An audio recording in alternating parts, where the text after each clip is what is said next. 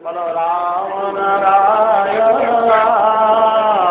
রাম নারায়ণ রাম নারায়ণ কৃষ্ণ ধাম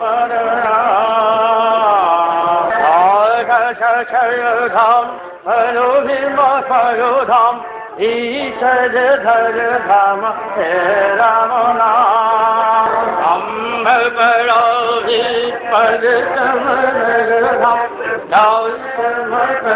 ধাম হে রাম নাম রাধার সাধিষ্টান ভীতম ভরধাম ধাম হে রাম নাম।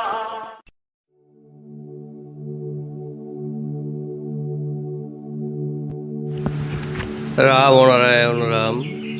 সৃষ্টিতত্ত্বের স্রষ্টা জন্মসিদ্ধ মহান ঠাকুর বালক ব্রহ্মচারী মহারাজ কেন এই সৃষ্টির প্রসঙ্গে বলতে গিয়ে দ্বিতীয় অধ্যায়ে বলছেন, জানো তো, পৃথিবী ও জীবজগৎ সৃষ্টি হওয়ার পর থেকেই সব প্রাণী বেঁচে থাকার তাগিদে যার যতটুকু চেষ্টা করা দরকার করে যাচ্ছে। সৃষ্টির নিয়মে যার যতটুকু প্রয়োজন বুদ্ধি বৃত্তির মাধ্যমে সে ততটুকু অর্জন করছে। বুদ্ধি ও চিন্তার দিকটাও প্রয়োজন মতো এগিয়ে যাচ্ছে। আবহমান কাল থেকেই এইভাবেই চলে আসছে। জীবজগতে কত রকমের যে জীব আছে তা গুণে শেষ করা যায় না। এখনো পর্যন্ত অনেক কিছু তো আবিষ্কারই হয়নি। প্রত্যেকেই নিজস্ব প্রকৃতির নিয়মের ধারায় নিজের কাজ করে যাচ্ছে। এইভাবে প্রকৃতির নিয়মের ধারায় কত জীব আসছে আর কত যে চলে যাচ্ছে, আবার নবনব রূপে যে কত সৃষ্টি হচ্ছে। কিন্তু এই যে অগণিত জীবজন্তু ও উদ্ভিদের সৃষ্টি হয়ে আসছে, কিভাবে তাদের সৃষ্টি হচ্ছে, কেন কি উদ্দেশ্যে সৃষ্টি হচ্ছে, সেই সব খুঁজে বের করা সম্ভব হচ্ছে না। জীবজগতে যত রকমের সৃষ্টি হয়ে আসছে বা হচ্ছে, কোনোটারই কারণ ছাড়া নয়। কিন্তু একটা জিনিস থেকেই যাচ্ছে, একটা জিজ্ঞাসা থেকে যাচ্ছে, এই বিশ্বজগতের সৃষ্টি কি করে হলো, কেনই বা হলো, কি তার উদ্দেশ্য, সেই সম্বন্ধে আজও পর্যন্ত অনেকে অনেক কথা বলে গেছেন। কিন্তু কোনোটাই যেন মনের কোণে সম্পূর্ণরূপে সাড়া দেয় না। এই সম্বন্ধে যে যার চিন্তা, অনুভূতি ও উপলব্ধির কথাই জানিয়ে গেছেন। এই নিয়ে কত গ্রন্থ, কত শাস্ত্র, কত কাব্য, কত সাহিত্য রচিত হয়ে গেল, যুগ যুগ ধরে রচিত হচ্ছে। কিন্তু কোনোটার ওপরে সম্পূর্ণ নির্ভর আজও কেউ করতে পারছে না। কেন নির্ভর করা যায় না? তাই করছে না। তবে মনের দিক থেকে, চিন্তার দিক থেকে এগিয়ে যাওয়ার সাহায্য সহযোগিতা যে না পেয়েছে তা নয়। এইসব গ্রন্থ চিন্তার দিক থেকে এগিয়ে যাওয়ার জন্যই সাহায্য করছে ঠিকই, কিন্তু যে পরিপ্রেক্ষিতে চিন্তা করে যাক না কেন, নাগাল কিন্তু পাচ্ছে না। তাই সমাধানও আর হচ্ছে না। একটা প্রশ্ন সবার মনে থেকেই যাচ্ছে। সব গ্রন্থকার ও শাস্ত্রকারেরাই যেমন শূন্য মার্গে হাতড়াতে চলে এসেছেন বা চলে যাচ্ছেন, চলে গেছেনও, এটাই সঠিক নির্দেশন এখনও পর্যন্ত পাওয়া যাচ্ছে না। তাই সমাধানও আজও হচ্ছে না। কি এর কারণ? জিজ্ঞাসা যেন অনন্তকালের সৃষ্টির সাথে সাথী হয়ে এসেছে। সৃষ্টির ধারা কবে থেকে, সে আরম্ভ কবে থেকে, বা আদৌ আরম্ভ হয়েছে কিনা সেই বিষয়েও সন্দেহ থেকেই যাচ্ছে। জানো তো, মহাকাশ যেমন কেউ সৃষ্টি করেনি, তার যেমন সৃষ্টি বা আরম্ভ হয়নি, সৃষ্টির ধারাও কি সেইভাবেই চলে আসছে? মহাকাশের বর্ণনা করতে গেলে তার আরম্ভ বা শেষ কোনোটাই খুঁজে পাবে না, পাওয়া যায়ও না। মহাকাশ বা শূন্যকে কেউ সৃষ্টি করতে পারে না, তার সৃষ্টিও হতে পারে না। সে বরাবরই তার নিজস্ব গতিতে ফাঁকা অবস্থাতেই আছে। সৃষ্টিটাও তেমনি তার নিজস্ব গতিতে সেইভাবেই শূন্যের পথে একই সূত্রে একই অবস্থায় আছে। আবহমা কাল হতে সৃষ্টিতে এইভাবেই চলে আসছে। কিন্তু কিভাবে সৃষ্টি হচ্ছে, কে সৃষ্টি করছে, তা কিন্তু বোঝাও যাচ্ছে না, জানাও যায় না। তাই আমাদের জিজ্ঞাসারও শেষ নেই, এই প্রশ্নের মীমাংসাও নেই। শত জিজ্ঞাসা, শত প্রশ্ন থাকা সত্ত্বেও প্রশ্নের উত্তরের ভেতর দিয়ে আমাদের জীবনধারা আপনা আপনি চলে যাচ্ছে।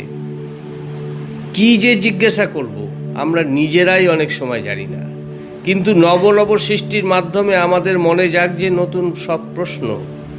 আবার সাথে সাথী হয়ে পাচ্ছি উত্তরও। এই জীবনে সব প্রশ্নের মীমাংসা আছে কি নেই সেটাও প্রশ্নের ভেতরেই থেকে যাচ্ছে।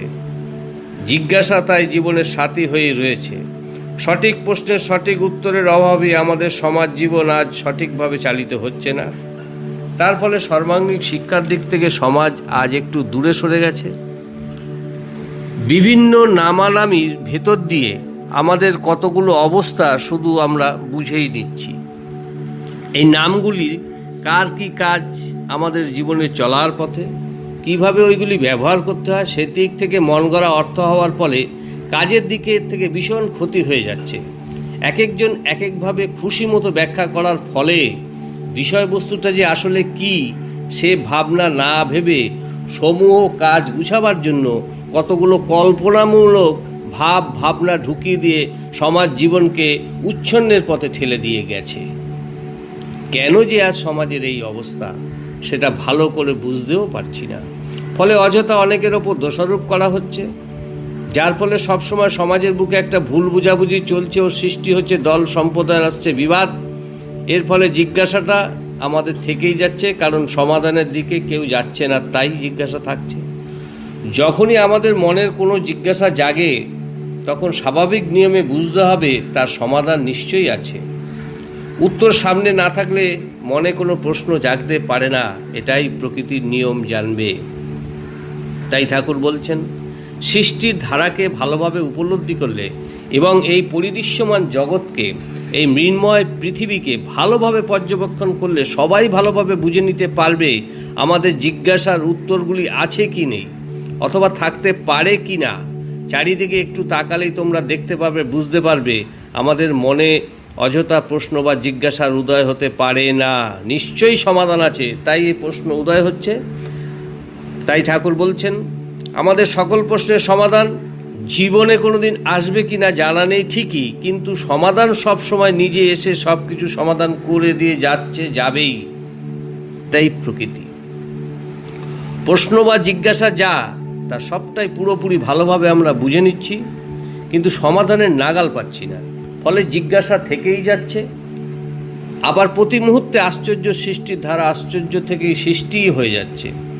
তাই সৃষ্টির প্রতিটি জীব নিজেকে জিজ্ঞাসা করলে কাজগুলি ঠিক হয়ে যাচ্ছে, উত্তরও পাওয়া যাচ্ছে, কিন্তু হদিশ পেয়ে যাচ্ছে না, হদিশ কেউ পাচ্ছে না। তাই ঠাকুর বলছেন, শূন্যময় এই জগতে খুঁজতে গেলে কাউকেই খুঁজে পাওয়া যাচ্ছে না, কারোরই আর হদিশও পাওয়া যাচ্ছে না ঠিকই, কিন্তু ঘটনাগুলি ঠিক তো হয়ে যাচ্ছে। কিভাবে কোথা থেকে হচ্ছে তার কোন হদিশই পাওয়া যাচ্ছে না। তাই জীবনের গতির দিক থেকে রহস্যের মাঝেই জীবন তোমাদের থেকেই যাচ্ছে। এই রহস্যের সমাধান কবে কিভাবে হবে সেটা ভাববার বিষয়। এই রহস্যকে ভেদ করে কি করে আমরা এগিয়ে যেতে পারবো বা পারবো না, রহস্যের মাঝেই চিরকাল থাকতেই হবে। তাই সৃষ্টিতত্ত্বের স্রষ্টা বলছেন, কালের সাথেই রহস্য যুক্ত জানবে। কাল মানে টাইম, কালের যেমন শেষ নেই, রহস্য বা জিজ্ঞাসারও তেমন শেষ নেই। পৃথিবীর ভেতর দিয়ে একটা নল ঢুকিয়ে দিলে নলটা পৃথিবী ভেদ করে যাবে ঠিকই, কিন্তু তাতে পৃথিবীর যে অনন্ত রহস্য তার সমাধান হলো কি? হলো তো না, হবেও না। শুধু নলটাই পৃথিবীর এপিঠ থেকে ওপিঠে চলে যাবে। তারপরেও যদি নলটা ঢুকিয়ে দিতে থাকো তবে নলটি চিরকাল শূন্যের ভেতর দিয়েই চলতে থাকবে, তার যাত্রা তো শেষ হবে না, কারণ শূন্যের শেষ নেই, তাই তার যাত্রারও শেষ নেই। এই থেকে এইটুকু বোঝা গেল যে পৃথিবী শূন্যের ওপর ভাসছে রয়েছে, শূন্যের তো শেষ নেই। তাই রহস্য ভেদ করে গিয়ে আবার রহস্যের মাঝেই ঝুলতেই হবে, এটাই স্বাভাবিক। রহস্যের জ্বলনায় তোমাকে দুলতে হবে। যে গাছের যে ফল সেই গাছে সেই ফল তো হবেই, এটাই প্রকৃতির নিয়ম। জানো তো, মহাকাল থেকে সব কিছু সৃষ্টি, এটা জানবে। তাই শ্রী ঠাকুর, জন্মসিদ্ধ ঠাকুর বালক ব্রহ্মচারী মহারাজ, আমরা জানি তিনি সৃষ্টি তত্ত্বের স্রষ্টা। তাই সৃষ্টি তত্ত্বের স্রষ্টা জন্মসিদ্ধ মহান ঠাকুর বালক ব্রহ্মচারী মহারাজ পরিষ্কারভাবে জানিয়ে দিলেন, জানো তো, মহাকাল থেকেই সব কিছুর সৃষ্টি। তাই কালের রূপকেই দেখতে পাচ্ছি পরিদৃশ্যমান এই জগতে, প্রতি সৃষ্টির অণু পরমাণুতে। একটু তলিয়ে দেখলেই বোঝা যাবে, বুঝতেও পারবে। আবার যেটা দেখতে বা বুঝতে পারছি বলে মনে করছি, আদৌ সেই রূপটা দেখতে পাচ্ছি না, সেটাও প্রশ্নের মাঝে থেকে যাচ্ছে। কেন? বলছেন কাল চিরকালের বার্তায় প্রতি মুহূর্তে মুহূর্তে আমাদের জানিয়ে যাচ্ছে। কি জানাচ্ছে? এই জগতে যে কোনো বিষয়বস্তু আমরা আমাদের ইন্দ্রিয় দ্বারা উপলব্ধি বা অনুভূতি করছি, আপাত দৃষ্টিতে সে তো ঠিক মনে হচ্ছে এখানকার সুখ দুঃখ আনন্দ যা কিছু আমরা ভোগ করছি সেই সবই মনে হচ্ছে যেন চিরস্থায়ী। শূন্যের মাঝে বসে সবাই যেন আমরা মনের সুখে লজেন্স চুষছি, ভাবছি কোনো দিনই আর পড়তে হবে না, এখানেই বোধহয় থাকবো। তাই তো কত আশা করে এখানে বসবাস করছি থাকবো বলে, কিন্তু এখানকার সুখের ঘর আর তাসের ঘর একই রকম, এই কথাটা কিন্তু আমরা কেউ ভেবেও দেখছি না। কিন্তু কাল থেকে যেমন সৃষ্টি হচ্ছে, তেমনি কালের গ্রাসও সব একদিন চলেও যাচ্ছে। এই কালের গ্রাসে সবাইকেই পড়তে হবে, শুধু তুমি না, সৃষ্টিতত্ত্বের সব। তুমি তো অবশ্যম্ভাবী। তারপর কি হবে, কোথায় যাবে, সেই পারাপারের কথা তো কেউ জানে না, জানা নেই কাউর। তাই বলতে হয় সবাই আমরা ফাঁকার মাঝে আঁকা হয়ে রয়েছি, আমাদের আরম্ভও নেই, আমাদের শেষও নেই। কাল থেকে নিজেও জানে না তার ভেতরে কি আছে কি নেই। কি বলছেন ঠাকুর? কাল নিজেও জানে না তার ভেতরে কি আছে কি নেই। তার সৃষ্টির ধারাতে সে নিজেকে জেনে নিচ্ছে, তার বর্ণনা খুঁজে পাচ্ছে। এই বর্ণনাতে আছে সৃষ্টির প্রয়োজনীয়তা, সৃষ্ট বস্তুই আমরা। নিশ্চয়ই খুঁজে পাবো আমাদের বর্ণনা, আমাদের জিজ্ঞাসার উত্তর। সৃষ্টির দিক থেকে, জীবজগতের প্রয়োজনীয়তার দিক থেকে বিচার করলে দেহের প্রতিটি অঙ্গ প্রত্যঙ্গ সম্বন্ধে চিন্তা করলে অবাক হয়ে যেতে হয়। কেন? কিভাবে এত সূক্ষ্মকার এই দেহ চলছে? আকাশের দিকে তাকালে তার সীমানা খুঁজে পাওয়া যায় না। এই ফাঁকা আকাশে কি চলছে, কেমন করে কি হচ্ছে, ভাবতে গেলে কেবল অবাক হতে হয়। কার এই অপরূপ সৃষ্টি? তিনি কি স্রষ্টা নাকি তিনি ভগবান? তাই যদি বলা হয় তাও ঠিক আছে। আবার যদি বলি তিনিই চৈতন্য, সেটাও ঠিক আছে। আবার যদি বলি তিনি কিচ্ছু নন, কিছুতেই নেই, তাতেও আপত্তি নেই। কিছু নয় হয়ে আবার সব কিছু হয়ে থাকাটাই খুব অদ্ভুত ব্যাপার, তাই না? আবার কিছু আছে ভেবে যদি চলতে থাকি, তবে ভাবনা এসে এমন ভাব করিয়ে দিয়ে তুলবে যে সেই ভাবনার ভাব ছেড়ে দিয়ে এমন এক জায়গায় গিয়ে পৌঁছাতে হয়, কোনো ভাবনার দিক দিয়ে সেই ভাবার নাগাল পাওয়া যায় না। এটাও একটা মজার ব্যাপার। যিনি ভাবছেন তিনি বুঝতে পারছেন যে তার ভাবনা ভাবের সীমানায় পার হয়ে গেছে, তখন তিনি নিজেও সেই ভাবনার সাথে মিশে একাকার হয়ে যান। মিশে যে গেছেন সেটা যে আর ভাবনায় আনা যাচ্ছে না, এইটুকু শুধু বুঝতে পারলেই আবার তখন নতুন করে জিজ্ঞাসা এসে তোমার মনে উপস্থিত হচ্ছে। কি সেই জিজ্ঞাসা? যখন সেই বিষয়বস্তু নিয়ে ভাবি, তখন ভাবতে ভাবতে তাতেই মিশে যেতে হচ্ছে। এই যে মিশে যাওয়ার যে ফাঁকার অবস্থাটা প্রতি বস্তুর ভেতরে বিদ্যমান, তবে এইটুকু বোঝবার জন্যই কি সৃষ্টি। স্রষ্টা যে ফাঁকা, সৃষ্ট জীবজগতের মধ্যে দিয়ে সবাই তা বুঝতে পারে, কিন্তু স্রষ্টার এই ইঙ্গিতে সৃষ্টির কোনো উদ্দেশ্য সফল হলো কি? হলো তো না। সৃষ্টির দিক থেকে একজন মন গড়া কারিগর যদি কল্পনা করে নেয়, তবে এই অপূর্ব সৃষ্টি থেকে বুঝতে পারা যে কারিগরটি অতি দক্ষ। কোনো উপাধি বা ভাষা দিয়ে তাকে আর বড় করা চলে না। কিন্তু এত কষ্ট করে এমন নিখুঁত সৃষ্টি করার উদ্দেশ্যটা কি? কি তার সার্থকতা? আবার সেই জিজ্ঞাসা। আমাদের চারিদিকে যেখানেই তাকাচ্ছি দেখছি কেবল জন্মাচ্ছে আর মরছে। যেটাই হোক সেটাই আবার নষ্টও হয়ে যাচ্ছে। তাই যাকে ধরতে চাই সেই চলে যাচ্ছে, আর কেউ তো থাকছে না। যাকে আমার করছি সেও থাকছে না। এই যে নষ্ট হয়ে যাচ্ছে বা চলে যাচ্ছে, এই যাওয়া মানে কিন্তু শেষ যাওয়া নয়। পরিবর্তনের মাঝে পরিবর্তিত, রূপান্তরিত হতে হতে নব নব রূপের সৃষ্টি হচ্ছে। দেখো, যে গাছটিকে কেটে বা পুড়িয়ে ফেলা হলো, তার বীজ থেকে আবার সেই গাছেরই জন্ম হলো। যা চলে যায় মরে যায়, সে তো আর দেখতে আসছে না। কিন্তু সেই গাছ যে মরে গেল দেখছি, তার বীজ থেকে তো আবার সেই গাছেরই জন্ম হচ্ছে। বাহ্যিক দৃষ্টিতে গাছটি নেই বলে ভাবছি, কিন্তু গাছটি মরে গেছে। কিন্তু যে জিনিস এখন দেখতে পাচ্ছি সেটা যদি আবার সেই রকম অবস্থাতেই দেখি, তবে সেটা চলে গেছে বা মরে গেছে বলা তো ঠিক না, বলা যাবে না, বলা চলবে না। যা চলে যাচ্ছে বলে মনে হচ্ছে সেটাই আবার পেয়ে যাচ্ছি অন্যভাবে, অন্য রূপে। বাবা চলে গেলেও ছেলে তো থাকছে, গাছ মরে গেলে বৃক্ষ থাকছে। এটা কিসের ইঙ্গিত বলো তো? এটাই প্রমাণ দিচ্ছে যে মঞ্চ থেকে চলে গেলে কি হবে, কোনো সত্তায় বা বস্তু মঞ্চ থেকে কখনো চলে যায় না। তাই মঞ্চের যে নাটক, এতে প্রমাণ হচ্ছে যে মঞ্চ থেকে চলে গেল ঠিকই, কোনো বস্তু বা সত্তায় কখনো নষ্ট হয়ে যায় না, এটাও ঠিক। সাগরের সাথে যোগাযোগ না থাকলে নদীতে জোয়ার ভাটা খেলতোই না, চন্দ্র সূর্যের প্রভাব না থাকলে সাগরে জোয়ার ভাটা হতোই না।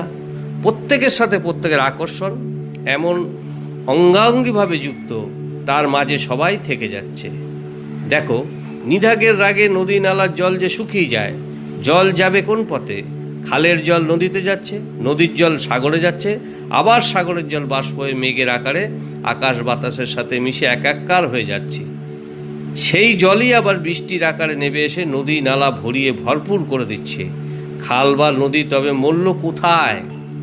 শুকিয়ে গেছিল, আবার জেগে উঠল, একটা আকার থেকে আরেকটা আকারে পরিবর্তিত হলো মাত্র। তাই তোমাদের বলছি, সত্তা তো নষ্ট হলো না। এই জলের দৃষ্টান্তই আমাদের জীবনের দৃষ্টান্ত জানবে। এই জলের দৃষ্টান্তটাই হচ্ছে তোমাদের জন্ম মৃত্যুর দৃষ্টান্ত। কোনো অবস্থাতে এক ফোঁটা জল পৃথিবীর গর্ভ থেকে কারো সরাবার উপায় নেই। তেমনি যারা চলে গেছে এই পৃথিবী থেকে, তাদের কেউ শেষ হয়ে যেতে পারেনি, পারবেও না, হয়ও না। প্রতিটি জীবনের গতির ধারায় ভরপুর হয়ে আছে, শুধু আকারেই যা পরিবর্তন হচ্ছে। এটাই হলো পরিবর্তনশীলের অবস্থা। দেখো, তুমি যদি চিন্তা করো, গর্ভের আগে থেকে শুরু, তারপর এলো গর্ভে, তারপর মাটিতে, এইভাবে মৃত্যু পর্যন্ত জীবনভর সবটাই শুধু পরিবর্তনের মাঝে চলছে। মৃত্যুর পরের যে অবস্থা, সেটা খুঁজে পাওয়া যাচ্ছে না, জন্মের আগেরটাও জানা যাচ্ছে না। আবার দুটোই খুঁজে পাচ্ছি কোথায়? দুটোই খুঁজে পাচ্ছি কোথায় পাচ্ছি? জলে, মাটিতে, আলোতে, বাতাসে, আকাশে। এদিকেও আকাশ, ওদিকেও আকাশ। আকাশ থেকে শুধু জন্ম হচ্ছে সবার, আবার আকাশেই লীন হয়ে যাচ্ছে সবার। তাই বিভিন্ন ধারায় পরিবর্তিত হতে হতে পুকুরের জলকে খালে খুঁজতে গিয়ে ভুল করছি সবাই। জল জলের সাথেই মিশে আছে, তেমনি আমাদের ভেতরে যে চৈতন্য, আমাদের ভেতরে যে বুদ্ধিবৃত্তি আছে, প্রাণ বা আত্মা আছে, দেহ অবসানের পর যেখানে বুদ্ধি বিবেচনা আছে, তার সাথেই ভেতরকার সেই বুদ্ধি বিবেচনা মিশে যাচ্ছে, চৈতন্য চেতনার সাথে মিশে যাচ্ছে, চৈতন্য চেতনার সাথে মিশে আছে বিবেক, বিচার, বুদ্ধি, যে নামই দিই না কেন, সব মিশেই আছে, আবার মিশেও যাচ্ছে। মৃত্যুর পর যে দেখতে পাই না, তার কারণ দেখতে না পাওয়ার বিষয়বস্তু দিয়ে আমাদের দেহ আর মন গড়া। জল, বাতাস, আলো, তাপ প্রভৃতি দেখতে না পাওয়ার বিষয়বস্তুতে আমরা সবই বেশি ব্যবহার করছি। এই যে জল, দেহের বেশিরভাগটাই তো তোমার জল। এই জলকে সবাই চোখের সামনে দেখতে পাচ্ছি, কিন্তু ধরতে পাচ্ছি না। কারণ তার স্বরূপকে বুঝতে পারছি না, তাই ধরতে পারছি না। তার নিজস্ব আকার নেই, তার নিজস্ব বর্ণ নেই। যখন যে পাত্রে রাখছি, সেই আকার, সেই বর্ণই সে গ্রহণ করছে। আবার জলের চেয়েও সূক্ষ্ম বস্তু হলো বাতাস, যে বাতাস না হলে জীবজগৎ কেউ বাঁচতে পারবে না। তাকে অনুভব করতেও পারছি না, আছে কি নেই বুঝতেও পারছি না, কিন্তু দেখতে বা ধরতেও পারছি না। চোখের সামনে থেকেও নিরাকার আসনে বসে আছে সে। তাপ এবং আলো ঠিক তাই, অনুভব করছি কিন্তু দেখতে পাচ্ছি না। এইভাবেই জাজ্জল্যমান আকার নিয়ে আবার নিরাকারের আশ্রয় নিয়ে থাকা অতি কঠিন ব্যাপার। কিন্তু জল আমাদের চোখের সামনে আকার নিয়ে থাকলেও যে কোনো মুহূর্তে অতি সহজে লোকচক্ষুর অন্তরালে মিশে যেতে পারে ফাঁকার সাথে। মিশে গিয়ে সেই জলই আবার ফাঁকা থেকে নেমে আসে বৃষ্টির ধারায় ধরে ধরে। এইভাবে সৃষ্টির ভেতরে স্রষ্টা যেন আমাদের ভালো করে বুঝিয়ে দিচ্ছে, আমায় ভালো করে ধর, দেখে বুঝে নেয়। এই পরিদৃশ্যমান সৃষ্টির মাঝে আমি তোমাদের সামনেই আছি, আর তোমাদের সাথেই মিশে আছি। আবার যে কোনো মুহূর্তে মিশেও যেতে পারি, ঠিক যেমন করে আলো, জল, বাতাস, ফাঁকা, আকাশের সঙ্গে নিজেকে মিশিয়ে রেখেছে। জল, বাতাস, আলোর মতোই আমরা সবাই তার মধ্যেই থেকেও নেই। এখানে আছি ঠিকই, কিন্তু নাইয়ের মতো হয়ে আছি। তাই কোথা থেকে এসেছি, কোথায় যাব, তোমরা কিচ্ছু জানো না। আবার কে যে দেখছে, কে যে শুনছে, সেটাও যে জবাব দিচ্ছে, দেহকে খণ্ড খণ্ড করে বিলিয়ে দিল, দেখবে খুঁজে কাউকে পাবে না। আবার অঙ্গ প্রত্যঙ্গগুলি একত্র করলে কাছ থেকে জবাব ঠিক পাচ্ছি। তাই জলের দৃষ্টান্তের সাথে আমাদের জীবনের দৃষ্টান্ত একটা সূত্রে রয়েছে। জলের বর্ণ খুঁজে পাওয়া যায় না, আমাদের জীবনের বর্ণ তেমনি খুঁজে পাওয়া যায় না। তাই জল যদি ফাঁকার সাথে মিশে গিয়ে আবার আকার নিয়ে আসতে পারে, তবে আমরাও কেন মৃত্যুর পর আবার ফিরে আসতে পারবো না? জন্মসিদ্ধ মহান ঠাকুর বালক ব্রহ্মচারী মহারাজ তার ভক্তদের বলছেন, যে মেঘ আকাশে ভেসে বেড়াচ্ছে, সেই মেঘই তো আবার বৃষ্টির আকারে জল হয়ে নামছে ধরাতলে। তাহলে সৃষ্টির নিয়মে এটাই হলো মূল কথা, যে চলে যাচ্ছে সে আবার যে কোনো মুহূর্তে চলে আসতে পারে। প্রশ্ন হলো, কেন তবে চলে যাওয়ার এই পদ্ধতি, কেনই বা চলে যাচ্ছে? ঠাকুর বলছেন, চলে না গেলে সব জল জমে একত্র হয়ে গেলে গোটা পৃথিবীটাই জলময় হয়ে যেত। তেমনি জীবজগতের সবাই যদি চিরকাল এই পৃথিবীতে থেকেই যেত, তাহলে পৃথিবীতে স্থান দেওয়া যেত না। তাই কালের গতির সাথে সাথে সৃষ্টিও তেমনি চলছে, আবার মিশেও যাচ্ছে। তবে যারা চলে গেছে তারা সে আবার যে চলে কোনো সময় ফিরে আসতে পারে জানবে, রূপান্তরিত হয়ে হয়ে আসবে। এটাই হলো প্রকৃতির নিয়ম, এটাই মূল কথা জানবে। ফিরে যে আসতে পারে তার দৃষ্টান্ত হলো বীজ থেকে গাছ। সেই গাছ তো আবার বীজ হবেই, হতে বাধ্য, এটাই নিয়ম। এতেই বুঝিয়ে দেওয়া হয়েছে যে গাছ নষ্ট হয়নি, বীজও নষ্ট হয়নি। তবে যে ছিল চোখের সামনে সে গেল কোথায়? উদাহরণ, বাবা গেলেন, কোথায় গেলেন? ডাকলে তো আর সাড়া দেয় না। বাবা না এলো, সাড়া না দিল, সন্তান কিন্তু তার অস্তিত্বের পরিচয় মুছে ফেলতে পারছে না, পরিচয় ঠিক দিচ্ছেই। সন্তানের মাঝেই বাবার অস্তিত্বের প্রকাশ, এটাই গণিত। সেই সন্তানই আবার একদিন বাবা হচ্ছে, তার থেকে আবার সৃষ্টি একাধিক সন্তান। এক থেকে অনেক যদি সৃষ্টি হতে পারে, তবে বলতে হবে যে বাবা বা মা হয়েই সন্তান আবার সৃষ্টি হলো। এর থেকে এই ইঙ্গিতই পাচ্ছ তোমরা, তাই না? এইভাবেই একটা ধারা যদি আসতে পারে, তবে ওই যে বাবা চলে গেছেন তিনিও আবার ফিরে আসতে পারেন। কিভাবে আসা যায়, কোন পথ দিয়ে আসা যায়, সবই প্র্যাকটিক্যাল ডেমনস্ট্রেশনের মাধ্যমে রয়েছে। দেখো একটা জীব হতে যদি আরেকটা জীব উদ্ভব হতে পারে, তবে সেই জীব চলে গিয়েও যে কোনো মুহূর্তে আবার ফিরেও আসতে পারে। এখানে সৃষ্টিতত্ত্বের একটা বিরাট রহস্য গাথা। এই যে তোমরা বলো না আত্মা বা চৈতন্য, এই আত্মা বা চৈতন্য যাকে বলা হয়, বাষ্পাকারে শূন্যে মিশে থেকেও সে আবার বরফের ন্যায় আকার নিতে পারে। শূন্য থেকে যে জলের আবির্ভাব, যে শূন্যে মিশে আছে, সেই জলই যদি আবার বরফ আকারে নিয়ে আসতে পারে, নেবেও আসতে পারে, তবে যারা এখান থেকে চলে গেছে তারা আকার নিয়ে আসতে পারবে না কেন? সৃষ্টিতত্ত্বের দিক থেকে বলা যেতে পারে যে এটাও আসার একটা পথ, এটা ইঙ্গিত। তাই পরমপিতা বলছেন, বংশ পরিচয় দেওয়াটা অস্তিত্বের প্রকাশ জানবে। সেটা যদি পাওয়া যায়, বুঝতে হবে আদি ব্যক্তির রক্তই সেখানে বিদ্যমান। আদি সজীবতা, চৈতন্য, প্রাণের স্পর্শ সেখানে বিদ্যমান রয়েছে। সেখানে একটা ভালোভাবে বুঝে নিতে হবে যে চলে গেলেও সেই ব্যক্তি পুনরায় আবির্ভাব হতে পারে। সেই রক্তের ওপর, চৈতন্যের ওপর, তার বীজের ওপর তার দাবি আছে। সেই আকর্ষণে, সেই দাবি নিয়েই সে আবার আসতে পারে। কথাটা একটু কল্পনায় ও গন্ধ ভরপুর আছে মনে হচ্ছে তোমাদের, কিন্তু এটা প্রত্যক্ষ বস্তুকে ধারণা করি, পরবর্তী বস্তুগুলিকে ধারণা করতে হবে। সেই আদিকালের যে সৃষ্টি, তার যে বর্ণনা আমরা নিজেরাই দিচ্ছি। তুমি আমি চিরদিন থাকবো না, কিন্তু অনেকেই থাকে না। এই যে থাকবে না বা থাকছে না, এটা শুধু বাহ্যিক দৃষ্টিতে। অন্তর্দৃষ্টিতে দেখো, প্রকারান্তে কেউ যায়ই না। কেন? তাই শ্রী ঠাকুর বলছেন, মানুষ মরেও না, মানুষ জন্মায় না, কারণ অন্তর্দৃষ্টিতে কেউ তো যাচ্ছে না, সবাই থেকে যাচ্ছে। সেটা চাক্ষুষ দেখতে না পেলেও বহু দৃষ্টান্তের দ্বারাই সিদ্ধান্তে আসতে হয়, এবং দৃষ্টান্তই প্রমাণ করছে সব কিছু। এই যে আমাদের মনে প্রশ্ন জাগছে, বাবা চলে গেছেন, আর কি কোনোদিন আসবেন না? যখনই মনে হবে হয়তো আসবেন না, তখন ভাবতে হবে প্রশ্নটা মনে জাগলো কেন। বুঝতে হবে প্রশ্নটা যখন মনে জেগেছে, নিশ্চয়ই আসার কোনো পথ আছে বলেই জেগেছে। জিজ্ঞাসায় যখনই দ্বন্দ্ব থাকবে, তখনই বুঝতে হবে ওই জিজ্ঞাসার সমাধানের সহজ পথ নিশ্চয়ই তৈরি হয়েই আছে। মৃত্যুর পর জীব কোথায় যায়? সেই প্রশ্ন মনে এলেই বুঝতে হবে একটা জায়গা নিশ্চয়ই আছে যাওয়ার মতন, যদিও সমূহ তা দেখা যাচ্ছে না।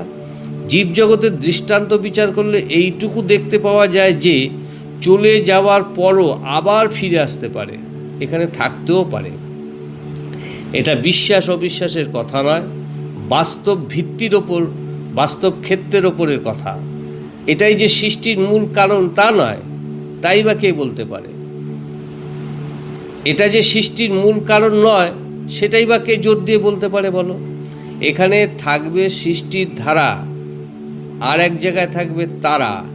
এই ধারার সাথে তাদের যোগাযোগ হবে কিনা বা হয় কিনা, সেটা একটা প্রশ্ন থেকে যাচ্ছে। তাই ঠাকুর বলছেন, বেদ বলেছে যে যোগাযোগ হয়েই আছে, আমরা ওই চিন্তাতে নেই বলেই ধরে থাকতে পারছি না।